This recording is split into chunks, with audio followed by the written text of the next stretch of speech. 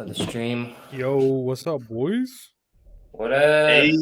We're there now. Sweet. We're just waiting on the other two, but it's all good. We can hang out for a Jared's little bit. here. Let's see.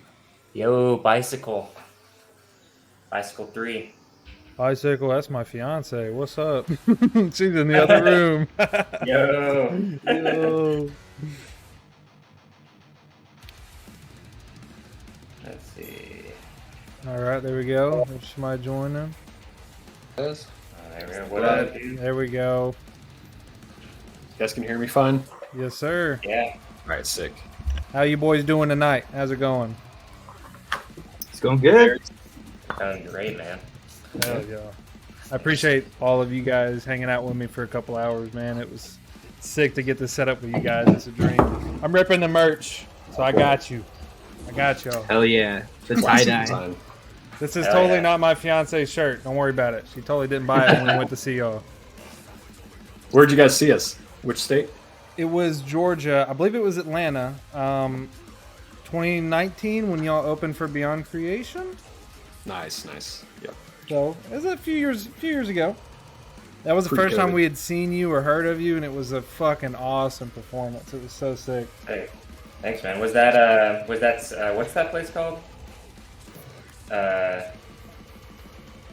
Wasn't Like No, Heaven, it's- Heaven, Hell, and Oh, the Masquerade? the Masquerade? Masquerade, yeah. Yeah, the Masquerade. Was it there? Yeah. I only know the Masquerade, and then I think it's Furnace 41 is the other place in Atlanta. yeah, we played there. Oh, have you? Yeah, Masquerade's better. Yeah, the Masquerade's way more sick.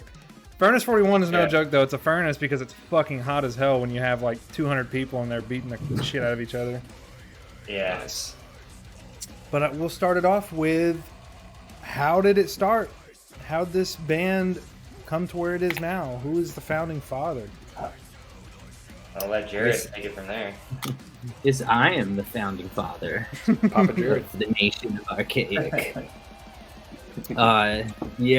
Arkaik started in officially in 2004 in Southern California, Riverside County area, with me and the other original co-founder, Chance Strickland. We met in middle school, got Nice. into guitar together in middle school. Then we he was a grade older. We separated for a year. He went to high school. When I got into high school, we started hanging out again. He was getting more into heavy music, introduced me to a bunch of death metal bands for the first time. I didn't even like the vocals like everybody else says. I like the music, but the vocals, I don't know. I was like, this is so strange. I feel like that's how it starts for everybody. Yeah, it was like Nile, like the really like burpy and dying fetus, Yeah, the good stuff. and we started jamming together, writing some riffs, trying to learn metal songs, and found a couple other members at our school in high school, and convinced them to join a metal band, even though they didn't have any experience or weren't really maybe even into metal. But we're just like, well, you play the drums, this is for you then. And then Hell yeah. played a bunch of shows in high school, kind of started writing some of our first songs, and out of high school found some more into it metal members for the band, and then kind of went from there, doing the same, playing shows locally in San Diego, LA, Anaheim, those SoCal areas, until and then we made like, I don't know, maybe 5 demos. We would just re-record, try to make a demo, outdo our last demo. And we eventually got more technical. Then we discovered Decrepit Birth and Spawn of Possession and Psychroptic. Yep. Then we're like, this is the best there is. Nothing has been. We got all elitist, of course. We're like, hardcore music? No, none of that. No emo here. We are strictly brutal death metal. And then we ended up finding like Craig Peters, who's in Deeds of Flesh now. He kind of like was way like leagues above us, better on guitar. And I started doing vocals more. I started on guitar, played drums for a little bit. Then I ended up on vocals and made a couple more demos. Met Obi from Inherit Disease. He introduced us to Unique Leader. Nice. Gave him a couple They didn't like the first one. Tighten up the drums. So we went back, got a new drummer, went back to the studio, and then secured the first record deal with Unique Leader in 2009. Put out the first album in 2010. Sick. And did 4 albums with Unique Leader from there. And that's kind of the origin story. Sick. And how about did all of you guys come across each other? Let's see, who should we start with It's a lot first? there. Probably Nathan. Hey, I'm Probably here for Nathan, it. yeah. Go in chronological order. Well, I met Jared and the rest of the guys who were previously in the band when I did one of my first tours with Singularity, playing for my other band, Singularity. I was drumming for Singularity, and we were on tour with Veil of Nath, and I think it was just Arkaik, Veil of Nath, Singularity. Yeah, and that was like 2016, and I was just jamming with my band. And then after that tour was over, I can't remember what happened. I think they had contacted me to do a tour that I couldn't do, and then later on, what was the next tour I did after that? Oh, we did. I started playing for Alter Beast, and then I was playing drums for Alter Beast for a while, and then I did a tour. We did a tour where Alter Beast and Arkaik were on the same tour, so I filled in for Arkaik on that tour. And then I started another tour with them right after that one. It was like November or December 2017 with Exhumed and Arkaik. It was a really fun tour. And then at the end of that tour, Jared had asked me and our old guitar player Chris at the time, Chris Portugal, to be in the band, and so we accepted the offer and been in the band really ever since then. For me, 2017. But yeah, that's pretty much how I met Jared. Just and you know, the guys who were in Arkaik at the time, which was Adam, who plays bass in Vitriol now. So he was playing bass for Arkaik at the time, and Greg Paulson was on guitar. Nice. Yeah, so yeah, just happened upon, just like any other situation. You're on tour with somebody and they're like, hey, I really like the way you play your instrument. One of Will you those play shit for my happens band? kind of things. Yeah. Yeah. And let me say, but- dude, as a drummer, you fucking blew me away when I got to see you guys perform. Because, you know, Oh, I was thanks, with man. all my fucking nerd-ass music friends as well that also had a band. And we were just like, Yeah. how the fuck is this dude playing so clean and tight live? Like, it sounded like a studio track. And we were like, what the fuck? Oh, So man, we've thanks, all man. just been kind of like watching your shit since, because we were just like blown away Okay. with how clean you were live. It was fucking like next level, dude. Thank you, brother. So I just wanted to put that out there. Appreciate it. Yeah, that was I definitely was in touring shape then, because I was doing I had a lot more tours going on back then. I think I had recently just got off tour for filling in from with Vervum on Tech Trek, the one with Archspire and Fairy and Wormhole. Nice ass lineup too. Holy shit. Yeah, that was a really fun tour. But yeah, I was definitely in good touring shape at that time. Well conditioned. A lot of playing, yeah. I don't have steel. as much. Yeah, like unfortunately, this is my practice. I'm in my garage right now, and this is kind of where I practice. And I just, I can't really get into it as much as I can, like if I have like an actual practice space. So, For sure. but yeah, Looks I pretty appreciate sick. it though. Thanks, man. Yeah, Yeah. I got it set up. You know, got the kit, got the nice Remo, Yeah. the legit kick drum head, not the sticker. Yeah. It looks so good, dude. Thanks, dude. That's what I was talking about while you were out of the garage before we started. That kit is fucking insanely nice. I was telling him, like, I would only want to be myself setting it up. I wouldn't let anybody else touch it. Like, please don't fucking scratch my drum set, please. Yeah. I got the silent symbols, and there's like towels all over the symbols, and it's like kind of muted and everything, but it's pretty sick. Jared trying to get chat hyped up. Let's go. Come on, boys. Say hi. Yeah. You're here. Come on, talk. Let's go. Ask some questions. Yeah. But yeah, let maybe Alex is the next gentleman to join the fold, so he can. Yeah. I met Jared through Nathan pretty much. Me and Nathan played in a band for like a few months, I think, here in Arizona called Existation. So that's how I like got to know Nathan and like see how crazy he is at the drums and stuff. And then he shortly after had to leave that band because he was like touring a bunch, got really busy. But yeah, just like randomly hit him up one day and gave him my number. I was like, "Yo, dude, if you ever want to jam or whatever, just like get at me."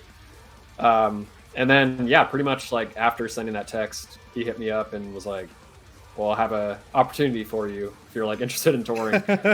So it was actually for a different band that didn't end up panning out, but then turned out Arkaik needed a guitar player too. This was like right before the 2018 devastation on the nation with Aborted and Psychroptic. I mean, it was always a dream of mine to like tour and play live all around. So hell yeah. I was like tripping out and got to like learning their music right away. And I had actually I'd seen them live on that same tour Nathan was talking about with Singularity and Veil of Nath. So I remember seeing them that night and just being like, "This don't know these guys, but they're insane," So once I got once I got the chance to audition, I was just like, that was life for a week until I got the thumbs up. Yeah. McPole's Robe, what's up? Origin. Yeah, both Nathan and Alex both are just like so fucking good that they like our stuff's not easy to play, but they like Alex sent a video in like a day or something like that. It was like so quick, and it was last minute. We needed a guitar player, and Alex sent that over, and we're just like, holy shit! It's like note for note, perfect like form or technique or whatever you call it. And then Nathan, when he was in Singularity, he wasn't playing the speeds that we're playing in Arkaik, but he was so tight too, and his double bass was like perfect, no popcorn feet is what we call it. Yeah. And so between like we've had like I don't know a handful of drummers, but the last permanent drummer before Nathan was Alex Bent, who's also an incredible drummer and plays for Trivium now. And it was during the time where Alex started playing with Trivium that we were starting to look for new drummers, and we actually toured with a couple other drummers before Nathan. And then when we toured with Nathan when he was in Singularity, I was like, this is the best drummer I know other than Alex, who's also at that level. And I just was like, Nate, you want to tour more often? And he's like, yeah, let's do it.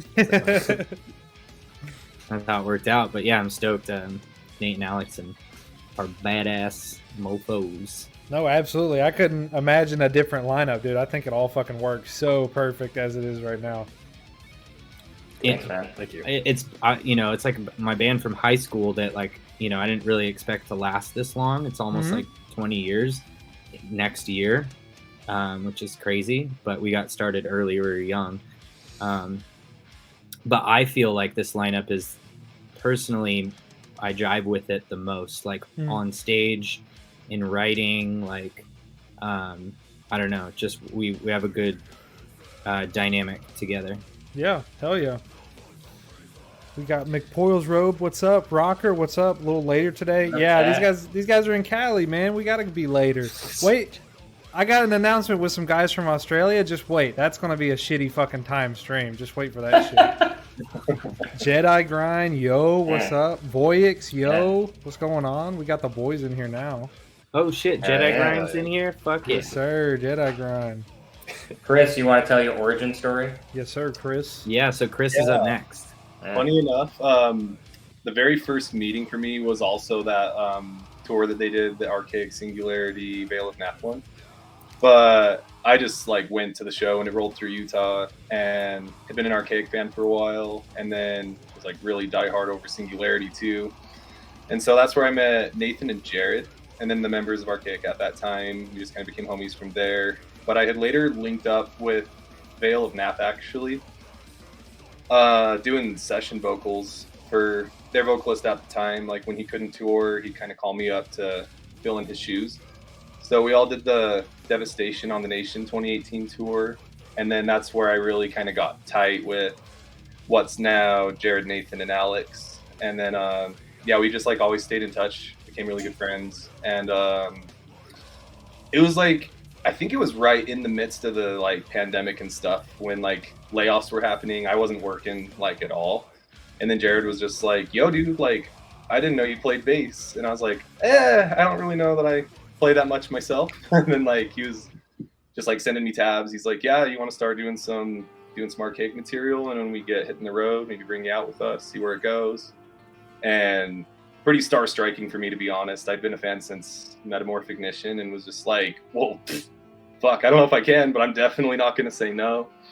And yeah, so hit that as hard as I possibly could, and then had my first run with them last summer with the Legion. Second one this May with the First Fragment Boyos, Waking Providence, and Grey Lotus. And then, yeah, it just kind of really worked out pretty perfectly, I feel like. And it's pretty sweet. Like, definitely a very star-striking experience for me, being like a fan for so long, and then becoming friends, and then eventually joining up with them. Hell yeah. I'd say it's a dream team. A lot of bands wish to have, like, I don't know, a lineup get along as well, like as you guys. You know what I'm saying? A lot of bands I feel like aren't friends. Like it's weird. It's strictly business kind of deal. There's a lot of bands where that was the case, like mostly local and stuff. Where like, yeah, definitely not the case. Yeah, Chris was like an example of just a friend who like really didn't even play bass, but I kept poking him and like I saw him post one video playing bass, and I was like, oh, you can like, why didn't I think of that? Like you could, if you just like practiced a lot, you could just like learn our parts, and then we don't have to deal with a psychopath.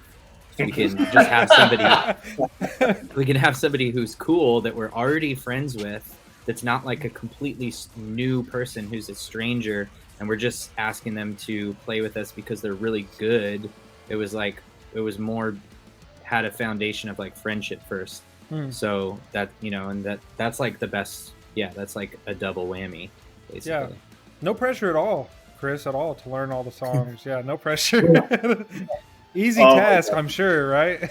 To be totally honest, like even still to this day, like hardest like musical venture I've ever taken part in, bar none, like for sure. Especially learning Labyrinth in full was just insane. But it's like this really cool leveling up experience where at day one I was like, oh shit, there's no fucking way, like there's not a chance that I could do that. And then I don't know, now it's wild to see like, you know, what's kind of become of it. But yeah, absolutely not easy by any means. Like there's a lot of different music over the years, like, and this is still the hardest that I've ever personally engaged with. Like, Bicycle said Metallica in terms of bands that don't get along. I read that James said Lars stole like 200 grand from him. Jesus Christ. Really? Yeah. Why would he need to? That's fucking insane. I have no idea. They're like a band that has 200 grand. Oh, yeah. And then he just stole it. Yeah. Nice. McPoyle says, you make it look easy, Chris. Attaboy, Chris. Oh, shit. Some love. Yeah, attaboy. Make it look easy. One cool thing with like Chris on the bass too is because he was saying that he's like the bass wasn't your main thing, Chris, right? Yeah, it was actually the very last that I picked up, to be honest. Like, yeah, guitar and drums I picked up first. Actually, technically drums first and guitar like right after, maybe months after. This is back when I was in like junior high school. Yeah. And I still to this day kind of like feel more of a guitar player. Like when I write music, I write on guitar. I play guitar in like other projects are out here and everything.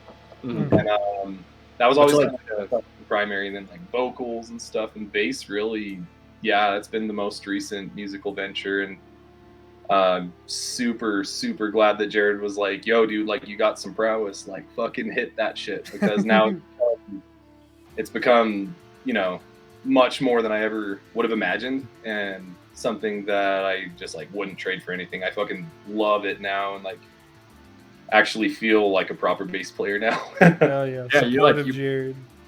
He plays like a real bass player. You know, like a lot of people who just switch to bass will like play it like a guitar. Just, you know, Right. not really see the differences between them. But yeah, he's going crazy on like the technique.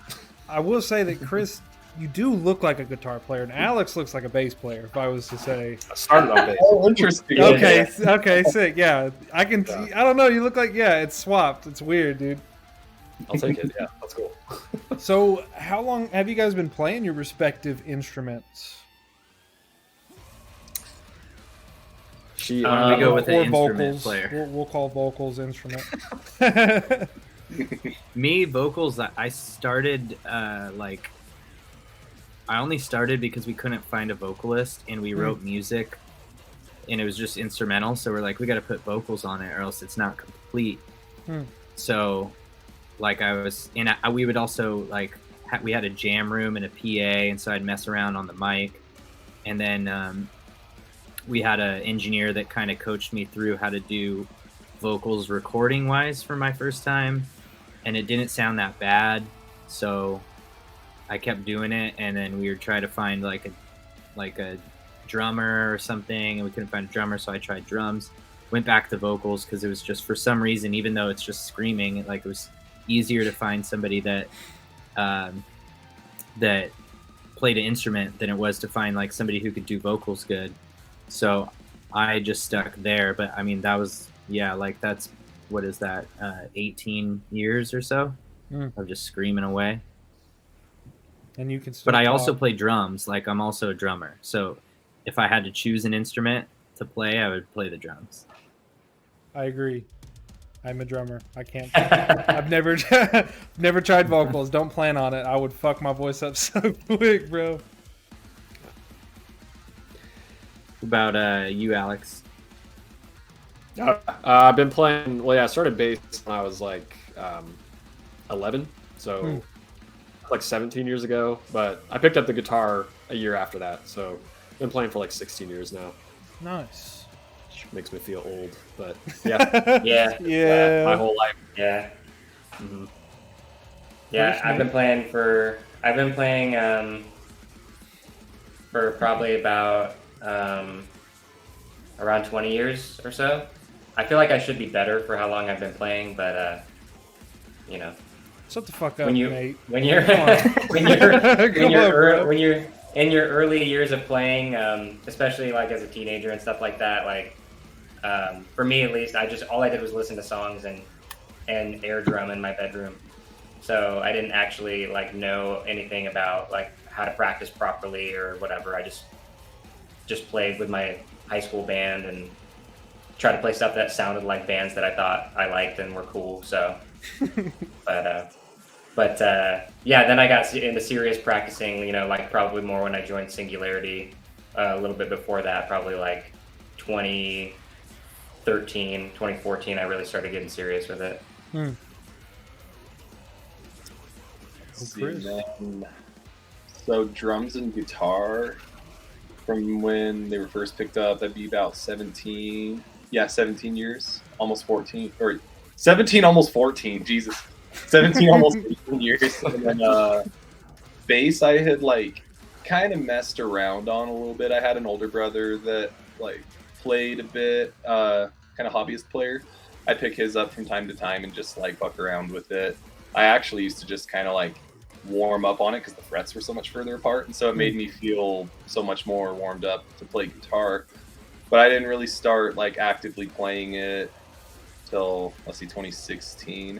was when I got my own, like when I decided to get my own bass guitar for the first time and start taking it a little more seriously, but really didn't actually start avidly kind of like identifying with being a bass player and like hitting it as hard as possible until 3 years ago was when I really was kind of like, all right, now I'm fucking in it and stuff. Like, so like 2016 to 2020 was getting the fundamentals, getting used to this instead of this. And then the past 3 years have been really where it was kind of like, all right, now I'm gonna 50 cent this bitch and I'm either gonna do it or I'm gonna die trying. Come a long way in that short of a time. Jesus Christ. Thank you, my brother. I do feel like guitar helped a lot for sure, especially with the fretting hand. It Yeah. felt like a semi-easy adjustment. Still not fucking easy. Drumming to bass doesn't work. I know because I had a bass for like 3 months and sold it. I did not. I couldn't do it. I was just like, "Fuck, I'm a drummer. It is what it is." Yeah. Destroy Uranus 69, a fantastic fucking name, said, "I like to think I'm a decent guitar player, and then I realized the song I want to learn is the Supernal Flame, and I want to toss my guitar in the trash." True man, words don't haven't do been that. said. A song is Fast that. one. Yeah. That is legit. And the rocker Yeah. guest, Just take it What? slow. That's what all the guitar Yeah. players I talk to Take it say. slow. They say just get Guitar Pro and make it really slow, and then speed it up over time. Yep. But nah, Yeah. it's hard. I'm not going to try to play Supernal Flame. I can barely play guitar nowadays. Yeah. I do Smoke on the Water, one finger, one string edition. yeah. That's- Oh, that's dude, me. you were flexing Yeah. that hard. I do, yeah. You know how I do. Dude. Yeah. Typical drummer fucking showing off. Yeah. We were like rehearsing at Jared's, and I would just wake up and like to the sound of that riff being played on the Yeah, ukulele. Smoke on the Water. Oh yeah. yeah. Yeah. And then I'm just constantly doing bends on the highest string possible. Like 50 times. It was sick. I almost forgot about the bends, but now I'm like still picturing that so clearly. Yeah. Yeah. Yeah. Rocker asked, "What is the composing process of your music?" In terms, he means, do you guys do drum tracks first? You do guitars first, vocals first? Because everybody kind of has their own way they do things. I'd say like we all write, so like I think each of us kind of has a different process a little bit. I would say like I like to sometimes I'll write like a song and the inspiration will just hit and then the whole thing will come together, and then I kind of, if the guys give it the thumbs up, then they'll put their own touches like on their parts and stuff. Well, there's also a lot of just like straight up collaborative stuff. Like Jared will bring in ideas, or he'll take pre-existing ideas and kind of like turn them into something new. Yeah, there's like a lot of, like Alex said, it's a lot of collaboration. I would say that the drums come, right now we all live separate states, so it's all remote. Which I don't understand how you guys fucking do that, honestly. Yeah, I mean, it's kind of tough sometimes, but for me, I get in the zone. I get a song, or I get a riff from Alex, or maybe Alex will send some riffs to Jared, and Jared's really good at kind of taking riffs and just compiling them together and making songs out of it. Jared actually just takes MIDI notes and just pushes them around until he makes a cool riff.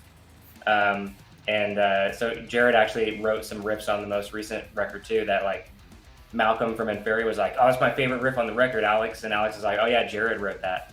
And it's like, Jared's not even a guitar player, so it's funny, but it's I'd say I use the Stephen Hawking method, which is like you're on a computer and you're just like, give me MIDI and I'll like move it around. But I would say Alex probably, what I do is I take riffs that Alex gives me and then I make new riffs from those notes. And I've got this like Ableton hack that I use where I like take a guitar profile, I make it into MIDI. But I mean, the question was like, do you start with guitar or vocals or drums? We usually start with guitar. Like Guitar, it usually yeah. starts with riffs. So you get like a collection of riffs and then piece them together, write some basic drums, then we ship it to the drum department, Nathan, and then he'll spend 2 hours on a 0.5 One second drum fill, yeah. drum fill and program like what he would actually play in real life to the riff, but it'll still be all in like MIDI. And then once we have like the drums as the foundation to the MIDI riff, we'll ship it over to the guitar department, and Alex will like record the actual riff like, you know, normally, and it has a more human feel to it. And then we'll add some bass. We haven't been able to write any songs with Chris yet, but usually like the bass and guitar, like they'll play together, like work on a guitar profile, or Alex will provide some of the bass in the guitar profile, or a lot of times some of the drums too, as like a foundation. So we just kind of like send files back and forth until we have like something that sounds like a song instrumentally, and then I will add vocals to it very last. I try to wait till the song is like as completed in a pre-production form as possible, and then I'll do pre-production vocals, not the final like takes or anything.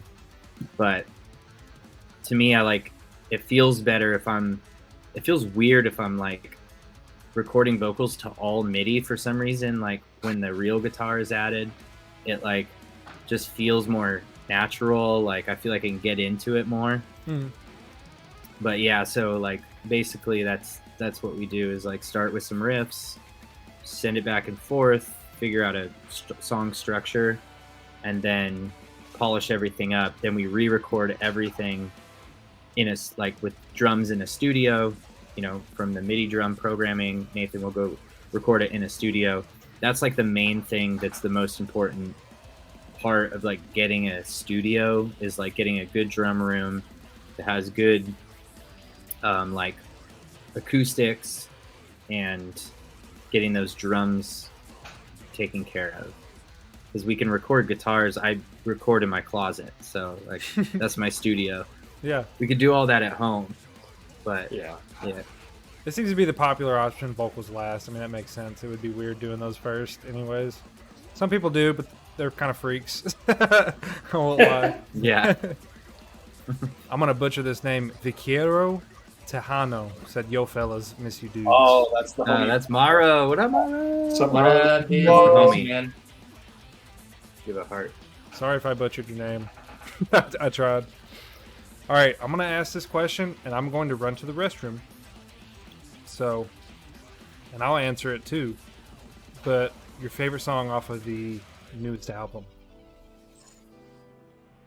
It's a hard one. Who wants to go first? And you continue. Damn. I'm gonna run to the restroom. All right. Give What us is my time to favorite think about it.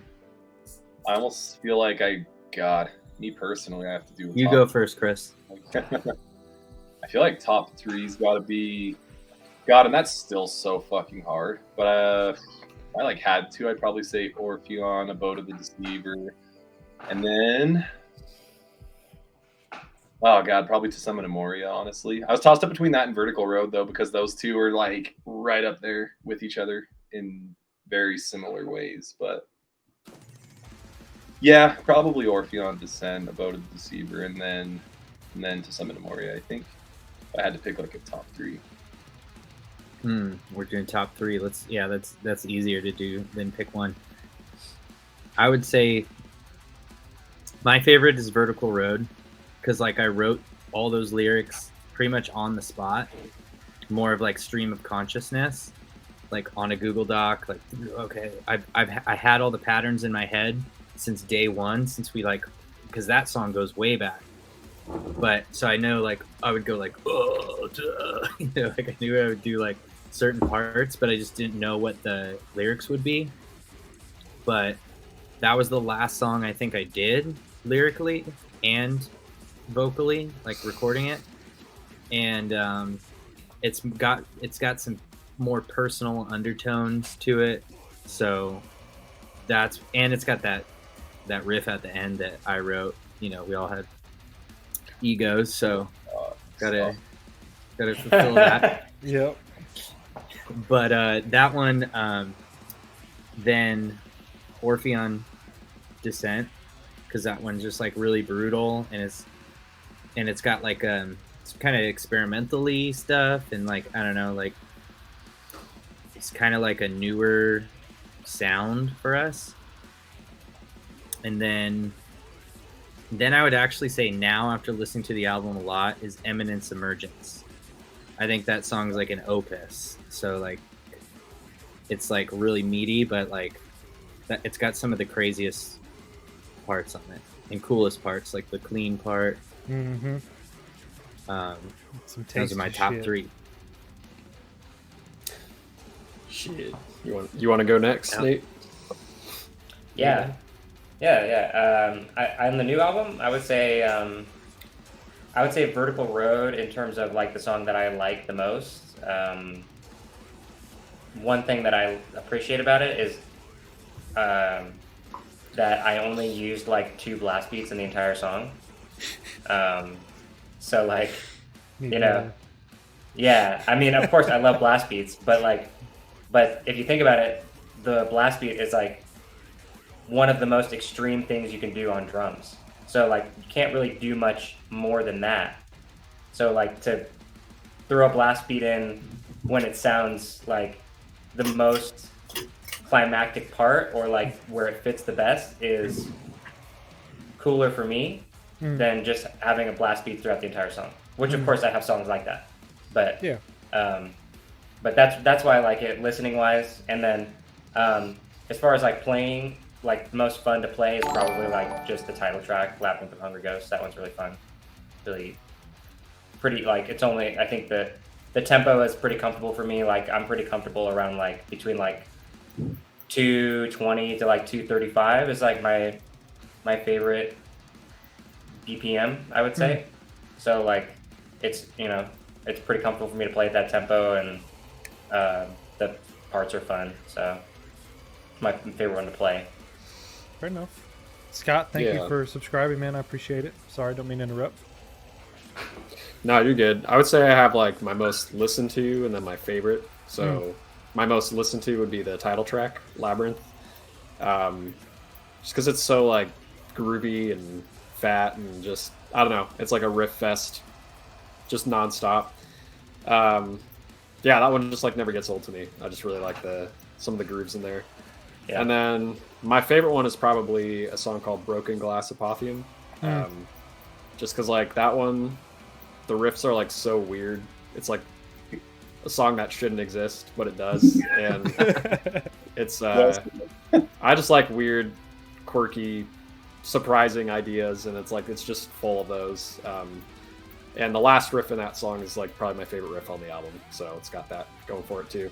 But yeah, I'd say those are my 2 favorites. I'm fucking sold on Summon of Moria, honestly. That's it. I'm a fucking dude. Like, if you've got a little bit of melody or some sort of atmosphere, I'm fucking glued. So like, to Summon of Moria hits everything. Every mark. So like, I'll go through, like today, just before the stream, like I went through and listened to the album, and I listened to Summon of Moria for like 4 times. Like 4 more times on top of that shit. Dude, yeah, that's one that we didn't think was going to turn out as well as it did. And Jared had the idea to put some healing flute that was performed by our buddy Dallas. Dude, I heard that shit. Yeah, you just fucking ascend. Like yeah. Just like, and everything coming together like makes the song as good as it is. It's like it's not one of those songs that it's like, oh, the drums are crazy and the guitars. It's like everything. Yeah. So yeah, and then my guitar player from Singularity, Jack, did a guest solo on that too, like just right before the kind of like really, you know, quiet flute part comes in.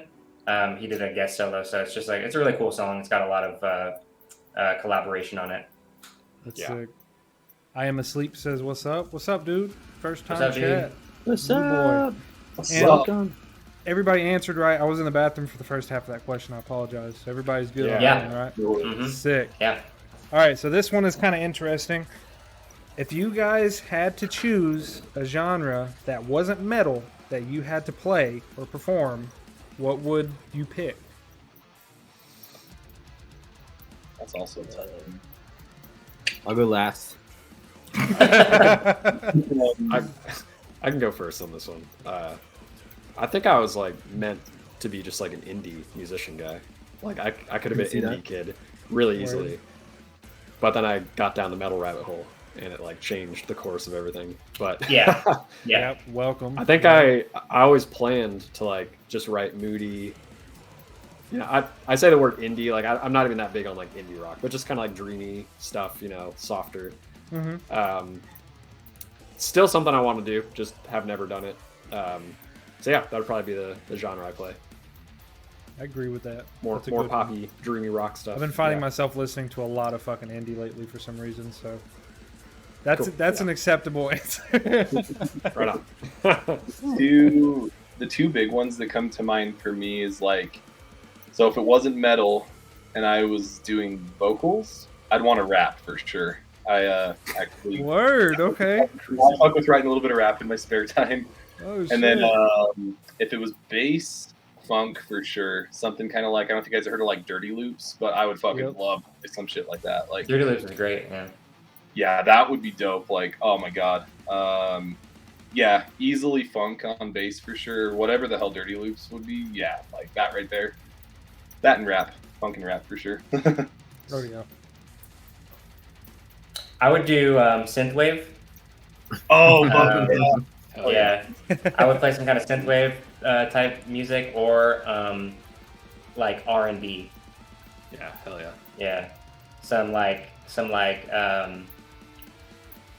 Casey and JoJo shit, Yeah. or like some Omarion, some Usher, stuff like Yeah. that. I like that kind of shit. Yeah. Damn. But yeah, synthwave probably that kind of stuff. You know, I like to be able to like groove and like do beats and then like be able to throw some chops in. And I feel like those kind of like have that kind of like the vibe that I like. Fair enough. Nate's blast beater on the streets. R&B Synthwave in the R&B. sheets. Yeah, For me, Omarion is the shit. I would probably do two of my favorite genres are like underground electronic, like bass, alien bass stuff. So I'd probably just like make weird alien dubstep kind of stuff, and then or I would play drums in like a weird sporadic like prog band like Mars Volta or something like that. I can see it. I could definitely see that, honestly. I could see you making some underground German club fucking alien bass. I do in my spare time. It keeps Fucking blasting the my windows out. it keeps my composition chops sharp. Just pushing around little MIDI squares and making compositions. If I don't have any riffs to do that with, I'll just like download a sample pack and get some whoops and Yeah. some drums and stuff. Destroy fun. Uranus said I could see you rapping like Necro, Chris. Oh, fuck yeah. Oh, hell yeah. Hit some Necro? That would be pretty tight, I'm not gonna lie. Necro's he's got one good song that, I mean, I haven't listened to Necro in a while, but there was one song that I used to jam out a lot, like I think around high school time or shortly after that, and pretty fun, pretty brutal. Yeah, the brutal aspect for sure. I'm like, oh hell yeah, that like some like Brother Lynch and Necro type stuff. Like, I think we lost Yeah. Alex. Oh, never mind. There he is. Sorry, boys. No, you're good. That was a Just good making sure you're question. Yeah. yeah, I Good. like that one a lot. Glad you liked it. It makes you think a little bit. Puts you on your toes. Bicycle said, "I wish you could title these videos so you could title Synthwave in the Streets, R&B in the Sheets." Yeah, I know it'd be. That's bad. right. Yeah. That That's gonna be my new. That'll be my new Instagram bio. Hell yeah! Destroy Uranus said, "Don't know if you'd consider it in the same realm as metal, but I'd absolutely play guitar for an Evanescence style band." It's like With Yeah. a chick Metal. singer? different type of metal, but yeah. Yeah, I would say. I don't think it's like Is it it's just not for like the chick metal, singer? metal, but it's there. It's I just was for the gonna- chick singer. Yeah. Yeah, I was gonna say like if Amy Lee's singing, fuck yeah, I'm there. Like, Yeah. I do think it would be fun to play in a band Yeah. where it's just the music's like easy. Like I think Yeah. that'd be sick. Yeah. Yeah, Because honestly, you could rock out. Yeah, pretty much only experienced. Well, the closest thing I ever got to that was like a more black metal band I played in, and it's like a different thing because you can kind of just, I don't know, vibe out, you know. yeah. But at the same time, sometimes I'm like nervous on stage about like interaction with the crowd. So the techie stuff kind of gives you an excuse to just like focus, you know. Yeah, it's like Yeah. That is the performance. Yeah. It's just watching people. This is play- our play interaction. shit. yeah. Yeah, Yeah. I don't know. Exactly. I like both. Yeah. Paid $15 for this. Congrats. Yes. They know what they're coming for. So if you guys weren't focused on music, what other path life do you think you might have taken, you know, if you hadn't chased music? Like, maybe you went to school to be a fucking rocket scientist or something before you got into music heavy. Who knows? Definitely. With the good questions. Thank you again with the Yeah, good these are questions. good. Yeah, Yeah, These these are are they're good. good. Yeah. Thank you. It Definitely. took a long hour to think about these. Coming prepared. Killing it. They're good ones. Take notes, Cali Death podcast. For me personally, definitely auto mechanics, like particularly like performance and stuff. Like, Mhm. love to work in a performance shop. Would be dope. That's a dream shop. I've worked in 2 dealers, and I fucking regret it. I would only work in a speed shop. Yeah, now. I was a Subaru technician and loved working on the cars, but fuck everything else about working in a dealership like that. It sucks. I was a Honda and a Mercedes technician, and surprise, Mercedes? surprise, Honda had fucking AC in their shop and Mercedes didn't. Who would have fucking thought, right? Oh, Mercedes weird. was fucking filthy. It was stupid. We would use Hyundai oil from the guys next door to put in these like $400,000 fucking AMGs. It was fucking stupid. Oh lord, it's wild. Yeah. So don't miss the auto zone, dude. But it's still fun working on cars. Yeah. Amen to that for sure. That's the next biggest passion behind music is cars, like right there. Yep, I agree. For me, I would probably say, so what I did for the last, I don't know, 10 plus years while I was doing music was working with kids with special needs, like autism. And that was actually a really rewarding job. And I could like just be like, you know, sort of a, I don't know, like a role model, or just kind of like help kids, like, you know, had some success stories, like helping kids turn their behavior around. So that was an interesting job, and I definitely like still kind of miss it, but now if I had to pick, it'd be something in marketing. I like really dove deep into like I don't know, just marketing in general, and it's like a psychological thing, so it's kind of interesting to like, in a good way, as long as you're not scamming people, you know. Yeah, it's just like sure. an interesting kind of thing to get into. So it would be probably that. Like if I had to quit, it'd be something in marketing, like getting the message out in a way that people can understand. Yeah. Oh, the homie Larry, what's up, bro? How's it going? hello. What up, Larry? Hey! You guys know Larry? Have you guys seen him online at all? I don't think I don't He think does. I know. Yeah. He goes around to fucking. He's got like 150,000 on Instagram. He's fucking insane. He'll go around to like grocery stores and do metal vocals, so just random bullshit. No, fuck yeah. Scare people. I gotta go follow him. But he's Oh, in yeah. he's in the band Impuritan. I just had them on stream a few days ago, actually. Oh, sick. From West Sick. Tennessee. Nice, man. So Hell yeah. yeah, he's the boy. He's a Chad. Giga Chad. Larry. Chad. Giga Chad. So who's next? We need to have. I need to write down Like a an list, order. an order. Yeah. I can go next. Yeah, I'm actually trying to reconnect with something I was like doing before all the band stuff. When I was in school in college, it's kind of a convoluted major to try to explain, but like the main thing I wanted to do was video game sound design. I definitely kind of took it for granted at that time because, ironically, like at school, all I could think about is playing in a band and like doing music stuff. So, like even though I was in school, most of my energy was going towards music, you know. But yeah, I would love to. I mean, that's what I would have loved to have done, was just like keep going down that path. And lately, I've reconnected with that. I'm trying to study like more sound design stuff right now.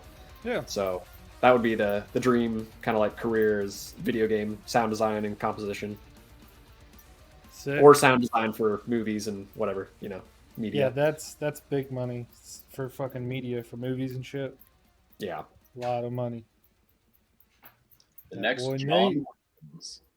Yeah, so this is actually a good question. I contemplated this quite a bit during the lockdowns and pandemic, when all touring halted for a couple years and that kind of thing. And I had a lot of trouble with this off and on, because so much of my identity and everybody else who plays music, their identity is being a musician.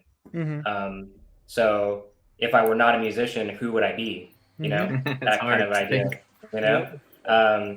And that idea of like, you know, giving that up if I had to, really sucked, but it was also really kind of like eye-opening that, you know, there's a lot more to everybody than just what they do. So roundabout way, if I had to do something else, I feel like it would have to be something that I feel fulfilled in, like maybe I'm doing something of service to others, like maybe like being like a therapist or a psychiatrist or something like that, or just something where I can be kind of like remote on my own, like maybe like working out on like some kind of like in a national park or something like that, you know, like just kind of like in a cabin in the woods, just doing my thing by myself. That's what I wanted. It would probably be something like that, yeah.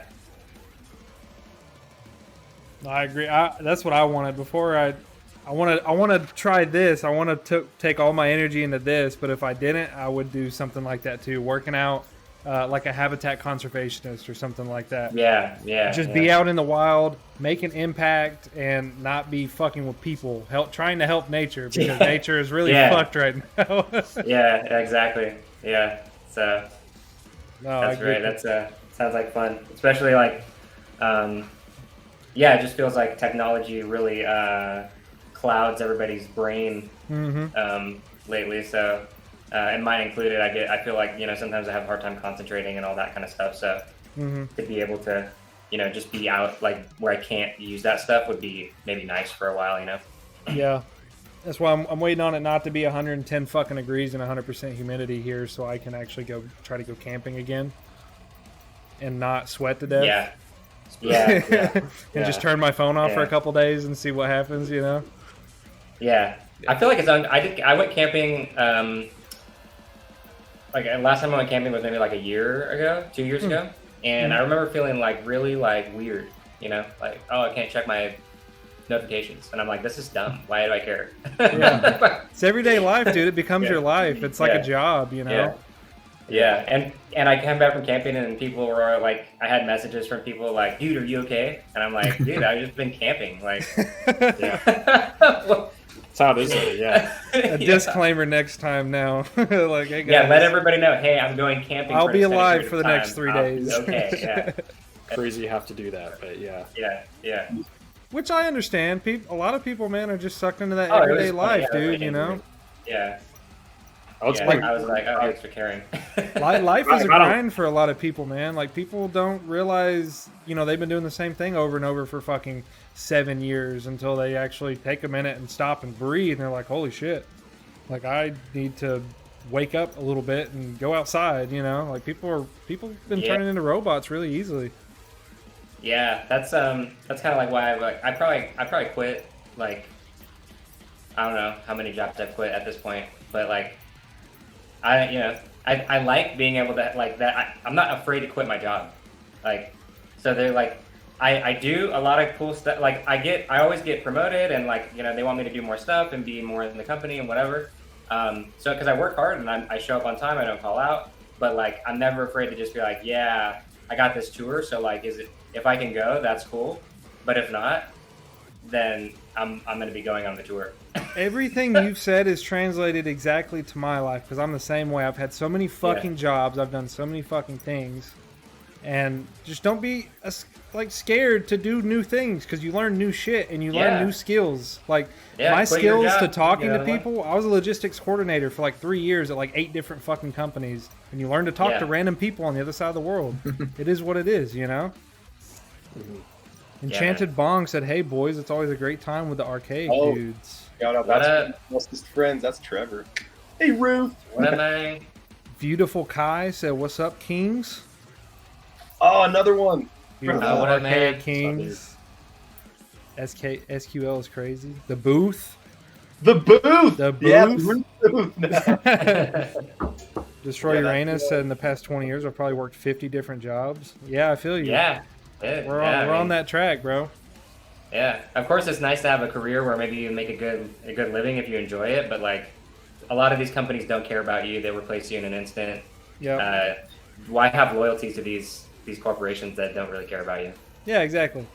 And then they do, and then here's your layoff paper. Sorry, like you know, sucks. Yeah. Fuck them. I heard that if you stay at the same job like too long, you actually like decrease your wages, your potential wages, because you're not like moving to new companies with your, like you're not moving up fast enough. But like if you move to more jobs, you have like better chances of earning more. No, that's because very you're not fucking sticking true. with the same job. Yeah, I will agree to that. Like when I said I was in logistics coordination, I went from starting when I was 18 to making $40,000 a year to when I was 21 being hired by a company in Chicago, and they paid me $70,000 to be a fucking drayage direction like director. And I was 21, and they'd fly you up to Chicago and shit. Don't fucking stay at one place for 20 years. That's my life. Don't be a fucking That's like our NPC, parents' dude. life. You know, Yeah. like that worked well for my dad. Yeah, Right. Yeah. Like, we're a new age. he motherfuckers. retired. He was with the same company. Like they treated him well. Like, or like my mom's a teacher. Like, you know, it works well for that. If like or for that generation, but for our generation, it's like definitely not the same. Yeah. Shit sucks right now, and people don't understand that. Yeah. Just do it. Life's short. Do what makes you happy. If your job sucks, quit your job. Yep. I mean, There's some plenty people of might it. not agree with that, but like that's my opinion. And if people don't agree with that, I understand, but that's what I do. So. You'll always find another job. It might be hard sometimes, but you always find another one, dude. Yo, Sure. what up? OG OG Get Get Wrecked Wrecked. said, "What's up?" That's my best friend, Isaac. Oh, word. Oh shit! Yeah. Thanks for the Yeah, follow, Isaac. homie. I appreciate it. Yeah. All right, next. Now, this was a question from the last band. They wanted me to make sure I asked. Who are your biggest influences or idols? And that could be in general, or it could be in the music industry. It's totally up to you. Oh, okay. These are thinking questions, guys. You just gotta fucking Yeah, stay on yeah. your toes, man. Stay on your toes. You knew Yeah. what you signed up for. Yeah. A couple of big ones that immediately come to mind, which shocker, their music. No, just kidding, but like a couple huge ones is like Chuck Schuldiner and Death in general, and then Spawn of Possession as well, like Christian Wensner, and really, I mean, pretty much the entire roster of members from each of those bands, super influential. And I guess that would also loop into like Obscura and Alkaloid and etc. You know, but yeah, musically those are two huge ones that come to mind. I got one. Honestly, Ken Block, rest in peace. Oh, fucking my boy. Oh shit! Yeah. Right, man. Gymkhana in heaven, my man. Goddamn. Don't make me tear up, boy. Cheers to that. One of my biggest idols in the death metal scene is Frank Mullen from Suffocation. Oh yeah, dude. So, That guy like made me fall in love with death metal. live, like as a live band. Like I saw Suffocation a ton of times. They're like my favorite band to see live, and he was so entertaining, and his vocals were so brutal and deep and guttural, and just like he commanded the crowd. Like that was the vocalist that I looked up to vocally. And then the Spawn of Possession guys, for sure. Yeah. Like all of them. Yeah. Spawn. I would say my big ones, like musically, would be like Dave Mustaine from Megadeth, Yari Menpa from Wintersun, Mikael Akerfeldt from Opeth, and then Devin Townsend. Those are like my Nice. oh, and Isan or Ishan, however you say it, from Emperor. Yeah. Those are like my big 5. Yeah, Fuck yeah. like still inspire me to this day. So yeah. I'll double down on the Michael Ackerfeld too. Yeah. Yeah. Yeah, if I go from like back in the day, like from like who like as far as music goes, who's influenced me like the longest, probably like Dirk Verburen, who is now the current drummer of Megadeth, and I used to be really into Soilwork when he played for Soilwork, and I always loved his drumming, and I just thought he was like a really nice, like friendly guy, but like just destroyed the drums, and always had nice. He always wrote the songs really well, like the way that he built up the parts, and you know, chilled back sometimes, and then like let loose all crazy other times. I just thought like that was really cool. Chris Adler, he was like, you know, one of the big reasons I got into, you know, we're so seriously into drums. Yeah. And then Opeth, In Flames. That's kind of like the stuff that I grew up listening to. More recently, really into Obsidious, or anything that Sebastian Lancer and Rafael Trujillo are doing. I really like the way they play. I think that they write like just really tasteful, groovy, proggy stuff. So like that's kind of like something that I'm really into, and that I kind of try to emulate as much as I can. Not being near as good as Sebastian Lancer, so and then you know, like on a more like I guess outside of music, like philosophical level, and not really an idol, but somebody that like I look up to, and it might be like kind of cliche, is like Alan Watts. So like, you know, more like philosophical stuff. You know, just kind of introspective stuff. Really helped me out a lot during some struggles in my life. So I go back and listen to the YouTube. There's like a whole, you know, everybody posts his speeches on YouTube, so I go back and listen to those sometimes just while I'm walking around or at the gym or whatever. Classics. Oh, yeah. Classics. Yeah. Terrence McKenna too for me. Like Yeah, Terrence McKenna. Yeah. outside of music, yeah, that dude was on another level. Talking to the alien gods of the mushroom. The aliens. The DMT gods. Yeah, the mechanical machine elves. Like long before DMT was vapable. Yeah. Bro's taking that shit naturally. All right, if y'all are done with that one. All right. This is an easier one. You don't have to really think too hard about this one. What is a dream venue you hope to be on stage playing at one day? Oh, I like that. Red Rocks. I was Yeah. just gonna say Red Rocks. Yeah. That seems to be everybody's dream so far from all the streams I've done. Everybody's been Yeah. saying Red Rocks. That one just Yeah. looks incredible to even like spectate a show at, much less to play at. Would be fucking incredible. Yeah, Red Rocks. For me, like not a specific venue, but just like anywhere in Japan, like Tokyo. Word. Yeah, that would be sick. Oh yeah. I just like Yeah. that's always been like a weird, just goal of mine. Like one day playing Japan. Yeah.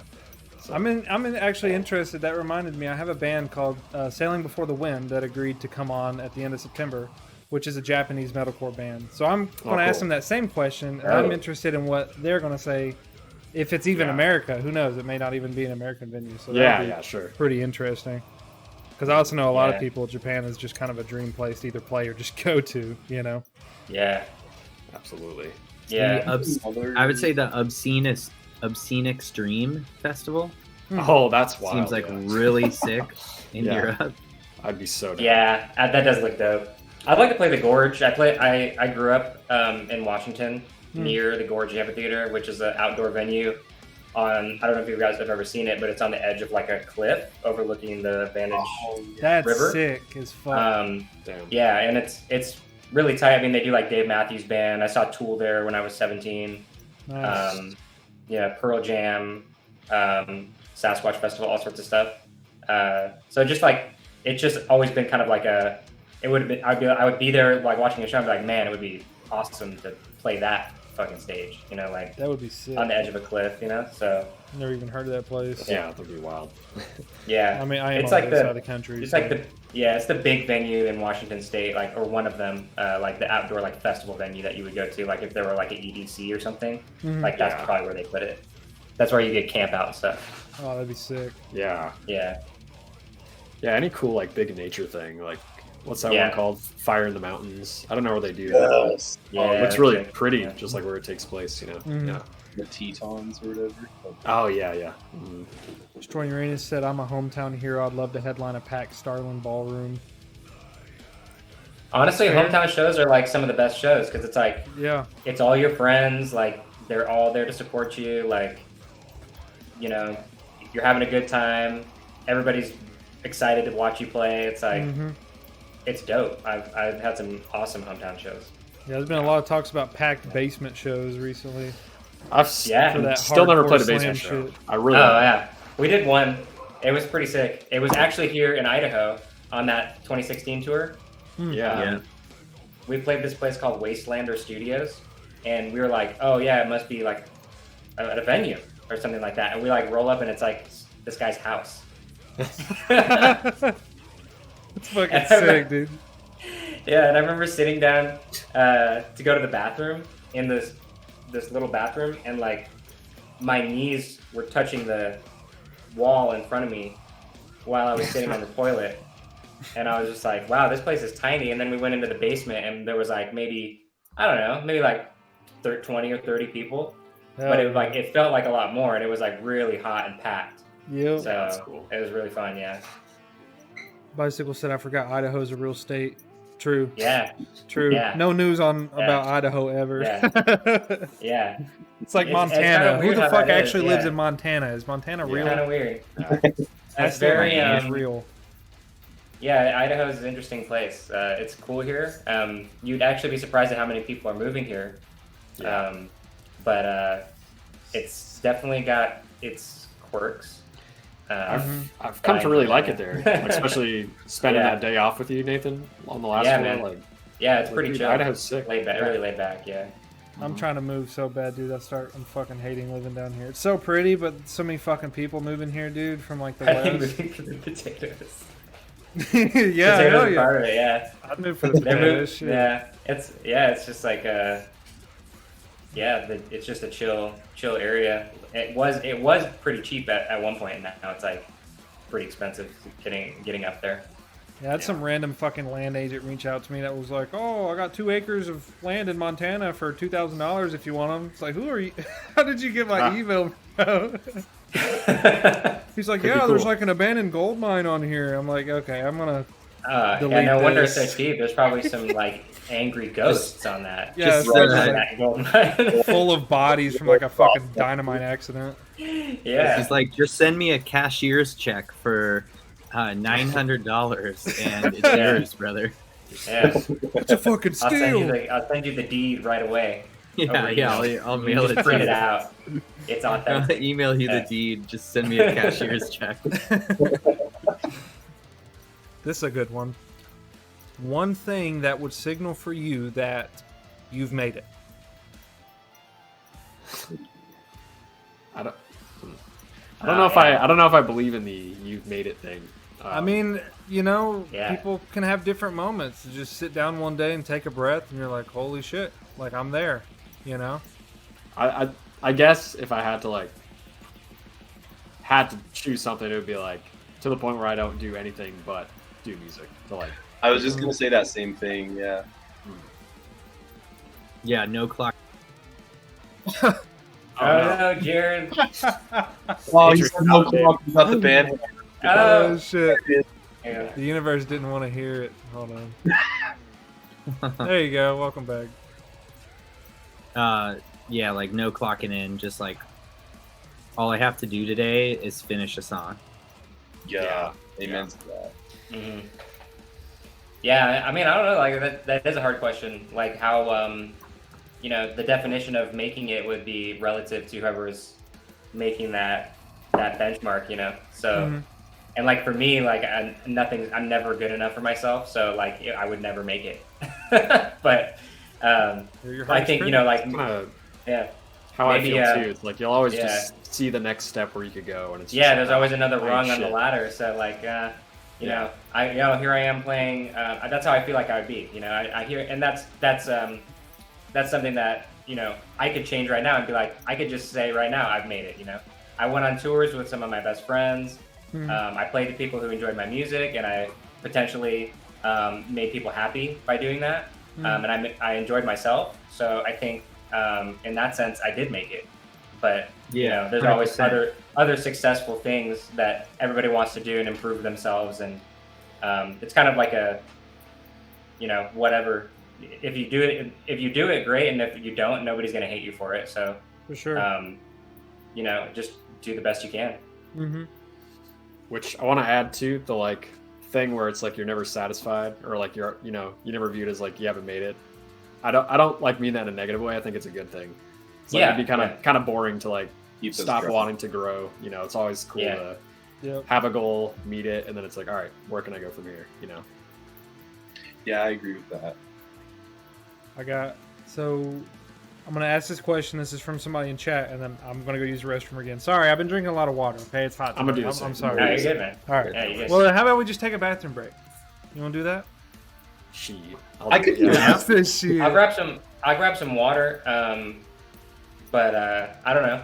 I don't want to leave people sitting here too long, just chilling. I'll stay. Yeah. I'll leave Yeah. a question, and we can all take turns talking while the others get water and use the restroom. Yeah, sounds good. There we So I'll be back. as- I'm gonna use one real quick. Word. I am asleep. Said, any advice for the youth? Any advice for the youth? Are you the youth? Am I giving you advice? I think he is the youth. Shoot.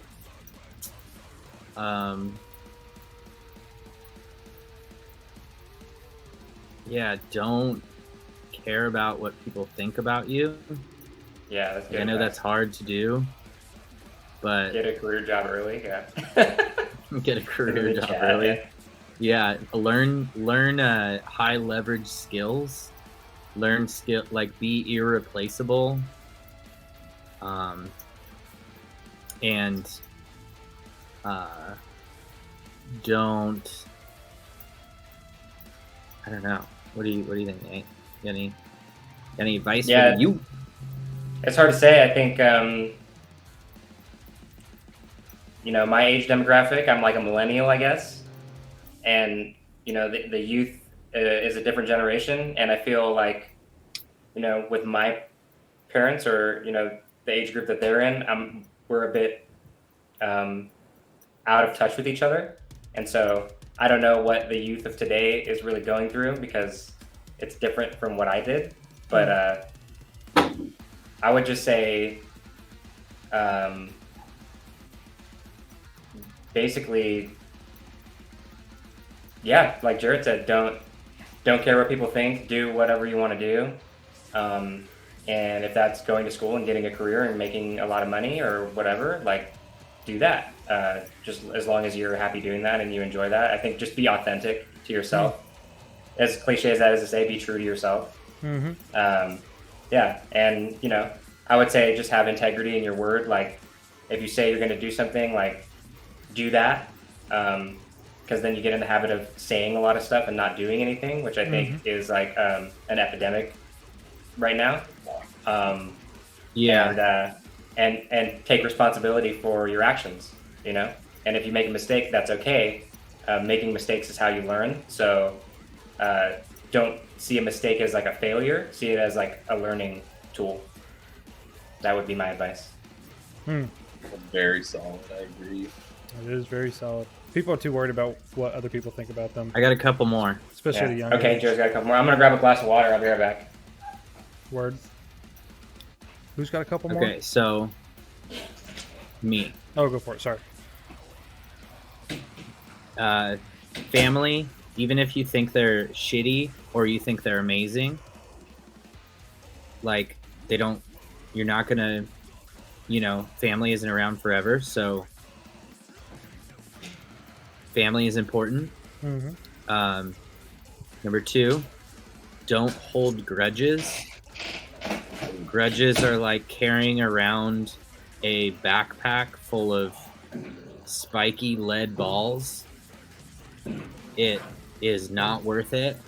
You can easily just let it go and put the backpack down and get the weight off your shoulders. Mm-hmm. And number 3, pick a book, pick a subject, and read an actual book, like a physical book. Hmm. It transfers into your brain differently than watching a video, or we're so like video consumption now. Like sit down, turn your phone off, or just put it away from you, and like turn a page and read an actual book. Or even if you suck at reading, which I used to really suck at reading, like I started to read more at a job because I was just sitting around a lot, and then I really got the value of reading and read a bunch of books. So yeah, that's another one, is like there's so much knowledge out there in the form of a book. It's just packaged really well. So those are my 3. For sure. Anybody else have anything to add? So this was like advice for the youth. I think I heard that as I was getting up, right? Mm-hmm. Yeah, that really is such a Jared and Nathan's points, at least from the points that I walked in on, so absolutely solid. I really couldn't agree more, and I think I would kind of like echo what they said a lot. Like, I actually work with youth currently. Like, I'm in social work when we're not touring and stuff. And big ones are absolutely like staying true to yourself. It's really hard to do at those like fundamental ages, where it's like going against the status quo and like, kind of doing what's favorable versus doing what's right, because there's always going to be that group of kids. It's like, oh, look at the nerd doing what's right. That was always kind of what I struggled with growing up, is like trying to follow that moral compass and take accountability for things. And then like, that wouldn't get you to fit in with like the cool kids. And then it took longer than it should have to like get to a point where it's like, all right, well, fuck the cool kids table. I'm going to sit at my own goddamn table, metaphorically speaking and stuff. Yeah. And, but I mean, shit, that's like really where like everything starts to take off, kind of really fall into place. And then like not letting fear allowing fear to live like in your life as a motivator and as kind of like a guideline of like, yeah, I don't want to cross that threshold, but having it there is so important to like kind of like keep you driven forward and give you something to like push out of, like to whatever it may be. In this case, it's easy to talk about like being a musician and stuff. Like it was like so incredibly hard to like, I'm sure I could speak for a lot of musicians where it's like we're our own worst critics. And one thing that was really tough for me, especially at a young age too, was like letting people hear it. I was like such a bedroom artist for so long. And like, it could be even something as little as like my parents coming down and being like, yo, hey, that sounds cool. What are you playing? And I'd be like, nothing. Just kind of like put it down and not want to show anybody, much less put videos out there or like really just kind of throw yourself out there.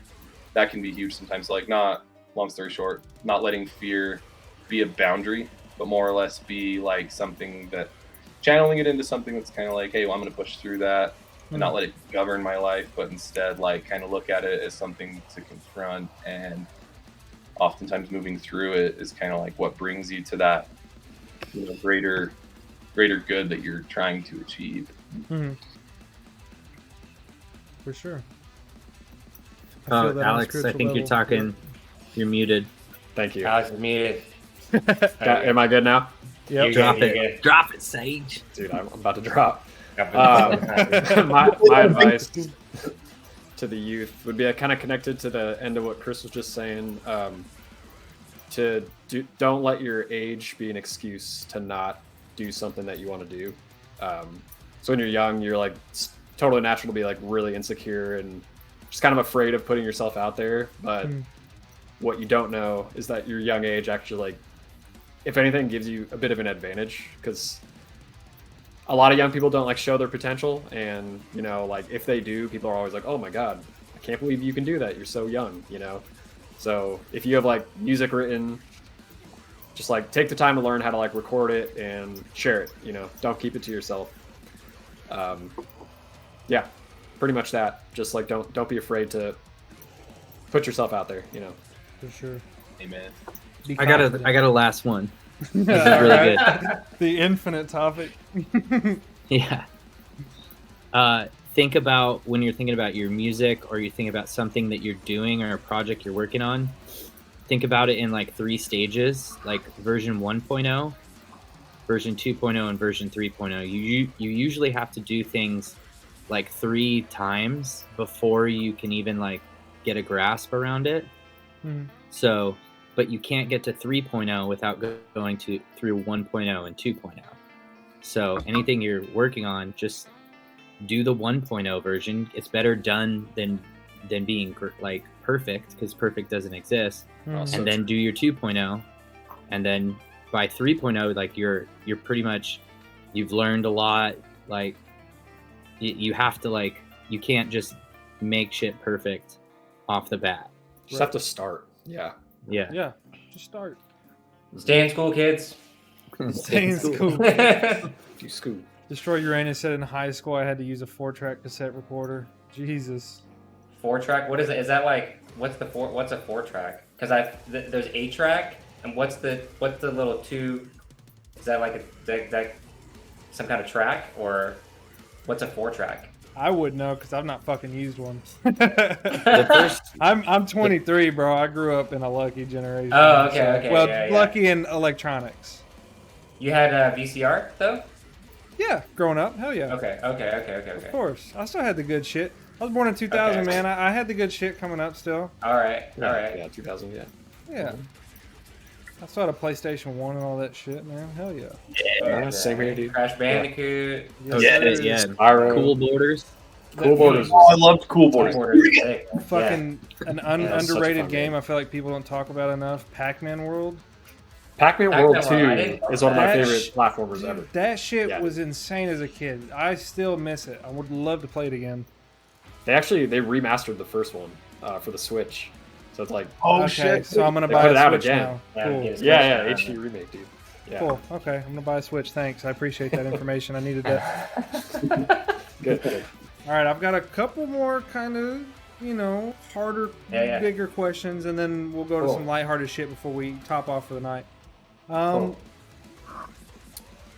Now, we're talking kind of about personal life already. This kind of segues into the next question. I guess we'll say, as a band, or in the music world so far for you, what has been the most important lesson you've learned up until now? And it could have been a hard learned lesson. From playing in a band, you said? It could either be from you playing in a band, or we'll just keep it musically aligned. So just in music in general, or playing in a band.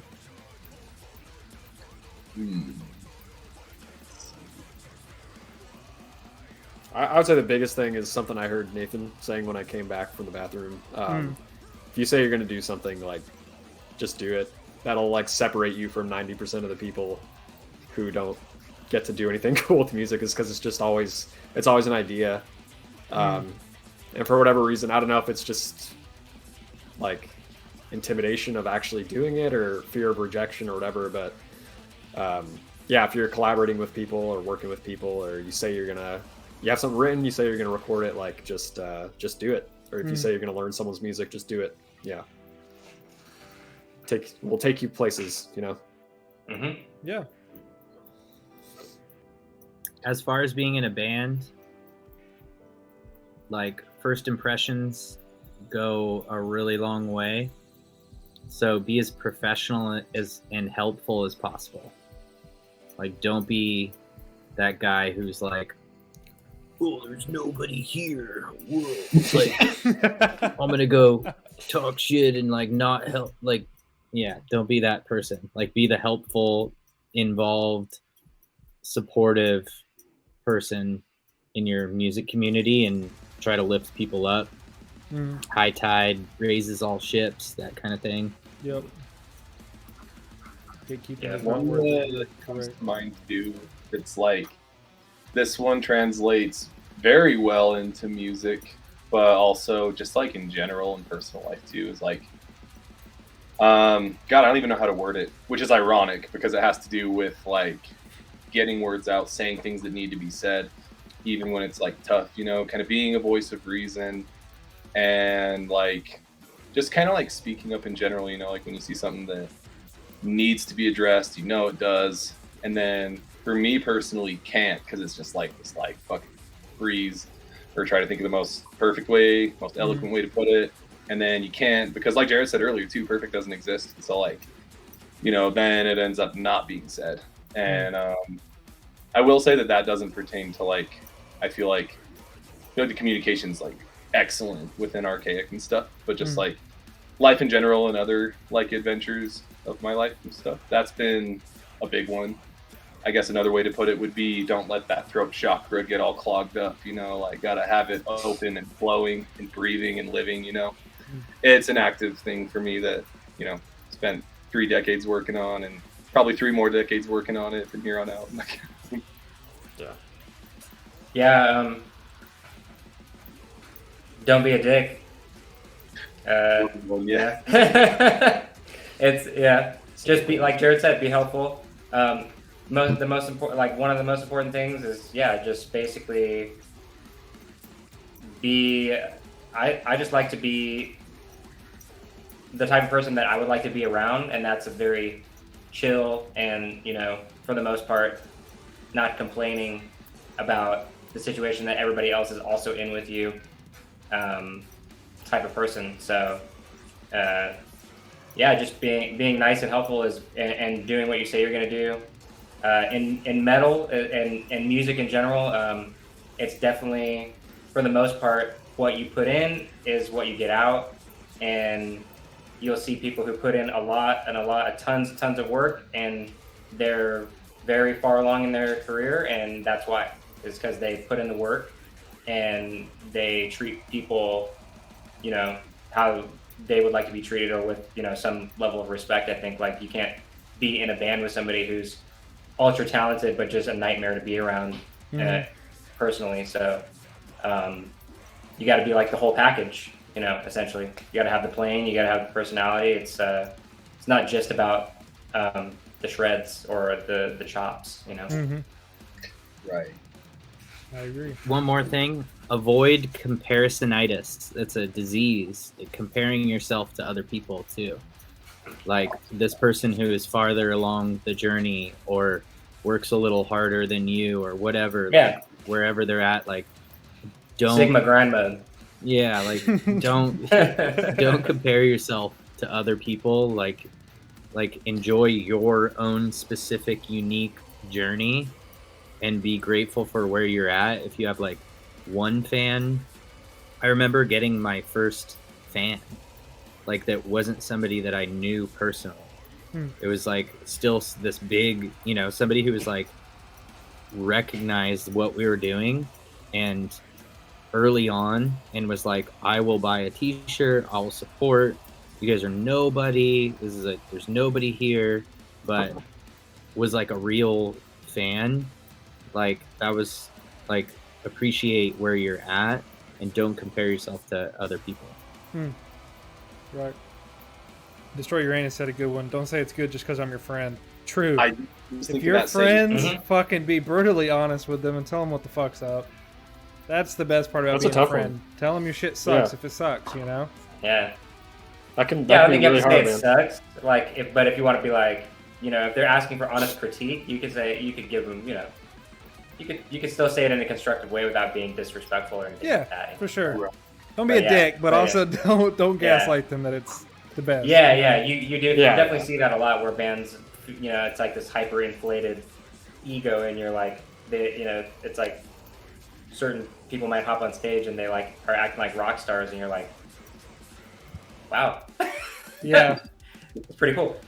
I mean, that's a vibe. It used to be a thing. So there's a fly around my garage. So if you see me like doing weird shit like I have with In here, karate, there's like, one- some kind there's of one nerve buzzing. condition, that's because there's flies. There's a fly that keeps You're trying to good, buzz in my dude. ear. Yeah. And while we have this quick minute, I put their fucking PayPal link in the chat. Give them some money. Send them $5. Send them $10. Buy them a beer, a coffee, something. Send them some money. Help them out. Help the boys out. Don't worry about me. Don't send me shit. Send it to them. These guys are making art. I'm just giving It them a just goes platform to straight talk back to their into the people. band. Yeah. It Yeah, goes to their like- band. Send them fucking $5. Send them $2. I don't know. The link's right there. Take it. Run with it. We got some cool new merch designs that we need to raise money for shirts. So you Oh, know, word. keep that up. Yeah, that'd be sick. Yeah, thanks for Alright. putting that up, by the way, too. That's really cool. We appreciate that. Yeah, no, that's all this is, dude. I want to be able to help fund people. Like, this is their dream. This is an art. You know what I'm saying? I want people to be here not for free. Like, make a little bit of money. You get to hang out with your people. Give them a platform to talk for free. It's easy. Cool. You know? We're here to hang out and have a Oh, good yeah, time. man. That's what's up. So, we're kind of rounding third base now. So, we're going to end it on some higher notes. We've been talking about some deep shit. So, the last band asked you guys, what's your opinion on the Zero Bar? It's a candy bar. Zero bar? A Zero Bar. I've never heard Damn, of they're it. gonna be disappointed that I've never had one. I haven't either. I haven't either. Hold on. That's what I I asked him. gotta- I was like, what the fuck is a Zero Bar? Looks Let like me look a this I've up. never heard of it. protein bar looking thing. It's like they said a ass backwards Snickers. And this question, it's from the Guild. The Guild asked this question. Looks like a What white the chocolate fuck? Snickers. It looks like I've- I I explained literally it. have never seen one of these in my life. I haven't What are they either. telling Never you? heard of that. It looks like when a dog turd is left in your yard for too long and it turns white. Oh, like the ones on Step Brothers, like lick that white dog shit. Exactly. See, there's looks Larry. like it- Larry yeah. says Zero Bars are amazing. Dude, I've never even fucking heard of a Zero Bar until yesterday. Well, now I gotta try one. It looks like an albino Snickers bar or something. These like West Tennessee Yeah. guys are crazy, bro. I don't get them. that. Yeah. So with that in Tennessee mind, thing. when we come across them, Zero bar, we man. gotta snag some of those. I'm gonna try one too, but they said just in case you didn't know what a Zero Bar is, they still wanted to ask something you could answer. End of the Okay. world, and you're in a gas station. What candy bar are you taking? Shit, I would take some sour Skittles. I would just bypass the candy Yeah. bar. Okay. If I I had to just get a get candy loaded bar, on sugar. yeah. If I had to get a candy bar and it wasn't like a protein bar or something like that, I would go for like the Reese's Fast Break. Word. Oh, okay. Yeah. Solid. Yeah. Yeah, if I had to pick like a candy bar, candy bar, it'd be like probably a Kit Kat. Kit Kats are fun. Kit Kat. Yeah, dude, I don't even know. Like maybe my favorite candy are Shock Tarts, but they make my tongue bleed. Shark Tarts but, are good, okay. but yeah, they kick your ass. They destroy my mouth, but it's the apocalypse anyways. So Yeah, yeah, I'll do right. some Shock Tarts. Hell Yeah. yeah. Oh, First yeah. at a Crunch Bar.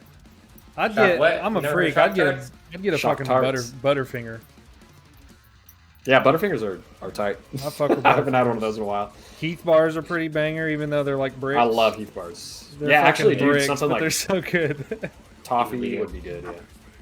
Yeah. There was this like random. I've only had it once, but a friend brought it from Australia like forever ago, and it was like some sort of a Cadbury that like I'm assuming that they probably sell it in Europe too, but definitely not here though. I don't know what it was. It was some. It reminded me of like, at least aesthetically, its appearance reminded me of Swiss cheese. Like it had holes all over it, and it was fucking bomb. It was really good. They had some with nuts and some that were dark, some that were light, but those are pretty banging too. So maybe I'd go down under and get me a couple of those little fucking Swiss cheese chocolates, you know. Dude, okay, Zero Bar, is this something that's like only East Coast or like Southeast? Is that So like, I'm farther east than those guys are, and I've never fucking seen one. So I don't know. Okay. Larry says that they're Yeah. good, but Larry's also from West Tennessee with the Guild. So maybe it's a West All right. Tennessee collective, Kentucky Maybe. fucking inbred type thing. I- Because I don't know. yeah, because it was like when I remember growing up,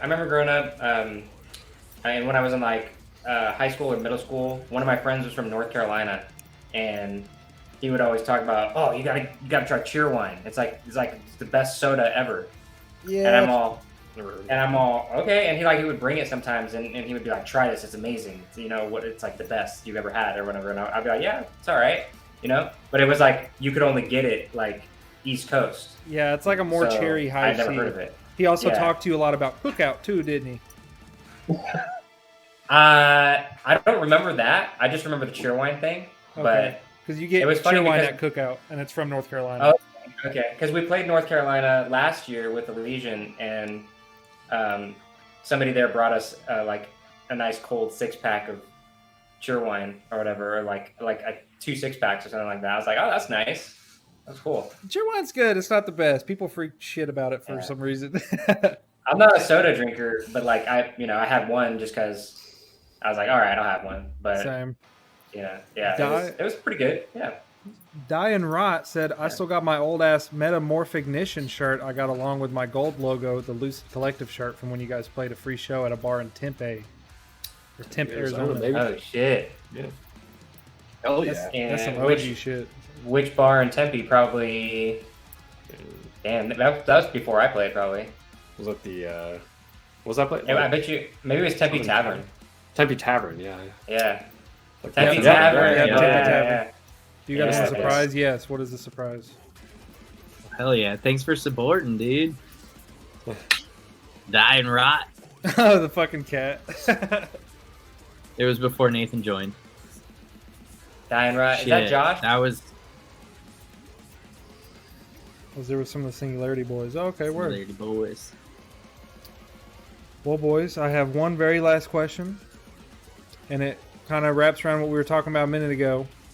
Don't say anything cool just because you're nice. What do you think I should have done different here this evening with you guys? Should I have asked any more questions? Do you have anything off the top of your head I should change for nice constructive criticism?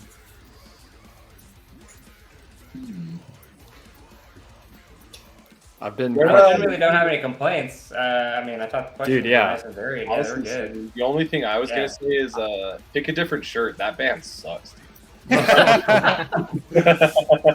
No, genuinely can't think of it, man. Like, this has been really fucking cool, honestly. Like, Sick. I'd be really hard pressed to think of anything like really well engaged. You ask really solid questions, and Nice. got a great personality for it too. It's just like you feel like a homie that we've known for a while. Thanks, man. I appreciate it. That's Yeah, what I this was is hoping the third podcast I've done in the last 2 weeks, and I don't think you asked any questions that I got asked. So that was really cool. Like, you Oh, asked sick. good questions, for. Nice. Why the fuck did There's you like do 3 podcasts in 2 weeks, bro? I was Chill like, out. I've never done any, and then it's just like 3. Yeah. There was one thing I would say, nothing on you, but there were some good questions that came from the chat too Mhm. that you could Yeah. potentially add to Yeah. the next. I like the episode. chat interacting, talking Yeah. with the chat, adding questions. For sure. That was awesome. Yeah, that's what I like about the whole streaming thing, because people are like, oh, podcast, you don't talk with people during a podcast. This is for you guys. It's for me, too, but it's also for the people that follow you. They can ask you questions and hang out and talk with you at the same time. So, sick. Sick, man. Yeah. They also help carry the conversation a little bit. Right. Yeah. Like, I guess like when I really think about it too, like if there was like any other kind of like additional questions that, and maybe you already have and do this, but I don't know if you guys are familiar with like Digital Tour Bus and stuff on Yeah. YouTube and stuff. Like they have a segment called Crazy Tour Stories, Mhm. and I think that could be a fun one for you to incorporate too. Just like hearing, like that's one of my favorite things about touring is just like getting to hear all the different stories from other people. And I know we've For had sure. our fair share of like really funny, interesting ones too. That's not necessarily even a constructive thing. That's just like, maybe something's like, oh, another little spice to throw in the gumbo. Yeah, no, for sure. Usually I ask the best venue they've played at and the worst venue and why. And usually that kind of leads into that. But I didn't ask because, we got 4 people. It's already been 2 hours. I'm not trying to fucking keep you guys here all night. So I'm also trying to keep some sort of a pace and not bore the shit out of you guys. For sure. So I should have asked that. I apologize. But No again- worries. No, it's been truly fantastic. Like, Sick. I appreciate you guys hanging out, dude. It was fucking Yeah, awesome. 10 out of 10. This Sick. is my favorite That's one of good, these yeah. things that we've Oh, yeah. done. Hell yeah. We got a couple. Yeah. Vicero asked, premature question, but is Arkaik Singularity Desiderium Tour in the works? All in the family. We're thinking about it. It's like we're just tossing the idea around now. I would love to do that. But schedules, everybody's schedules are so different, so it just depends if we can get everybody in the same spot. Which is funny because like each band would have sharing members, An overlap. so it's like less people to do stuff, but it's still, yeah. Jared and I could sit there and kind of like be all like, look at all these plebs in their multiple bands. Yeah. It's really like. Then we could get Al Ghul. We could get. There you go. We could literally like every band has to have a band player and another band on the So line. then Jared needs to either become a DJ and do like an EDM set, or have like a country band headliner. Hell yeah. And Jared plays drums on it. Oh, shit, yeah, I would have to have a side project. Yeah, we all have to double duty. Yeah. Yeah, I'd have to like DJ the after party or something like that. Yeah. Oh. Yeah, but no, seriously, we would like to do it. All suffocation we would do all the it. time. That would We be would pretty definitely badass. do it. So, I've wanted to do that since I joined Arkaik. Yeah. And before you guys hop out of here, a band that you would reference to come hang out on the stream one day that I could reach out to keep my list fat.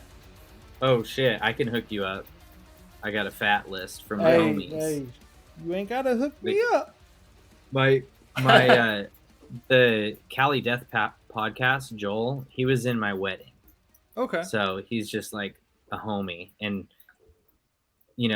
it gives the guests and stuff, like they've done a lot of people. They can't do everybody again and again. Right. So they've probably got a lot of good suggestions. So I'll hit him up for you. Sure. I appreciate it, dude. That's sick. Summing the Lich. I reached out to Summing the Lich. I'm Yeah, they waiting. would be sick. I haven't heard from them, but I'm waiting. Those are great guys, fun guys. Yeah. Homies. Yeah, Yeah. I've reached out. Hopefully I hear from them soon. That'd be badass. Yeah. Yeah. I have some buddies in a slam band called Atoll from Arizona. Oh yeah. Really sick band. Cool guys. Wade Taylor, Word. Oh yeah. Yeah. awesome guy. And the rest of the guys in the band are really cool too. So they might be interested in doing something like this. Sick. Yeah. Hell yeah. Yeah. I usually reach out to them same night, so they'll get a message tonight. Hell yeah, man. Hell yeah. Decrepit And- Birth. You should interview Bill. Yeah. Bill from where now? See if you can get Gabe in here. he's so busy in 50 bands that it would be Yeah, that'd be awesome. Yeah. killer. I'd feel like a dick, Yeah. honestly, even reaching out. But yeah, if y'all guys don't have anything, man, that wraps it up. I really appreciate you guys hanging out. Like I said, this was kind of a small dream for me because I've been listening to you guys since I saw you guys live that time opening for Beyond Creation. So this was fucking awesome. So Cool, man. thank you guys seriously We're for honored hanging to be out here. for a couple hours, and thanks for everybody coming in here, hanging out, and talking. If you guys want to hit me with one of these, I'm gonna use you on a thumbnail. That's gonna be posting up. Let's do it. Sick, and that's it. Cool, man. Hell yeah. Yeah, it was a lot of fun. Hopefully we'll get to Yeah, I catch appreciate it. one of the shows on an upcoming run. Yeah, no, hell. Yeah, I think so. Hopefully, if you guys come close, I'm gonna go hang out for sure. I'm gonna try to go to a lot more shows now. Hopefully. Fuck yeah, man. But yeah, so thank you guys so much.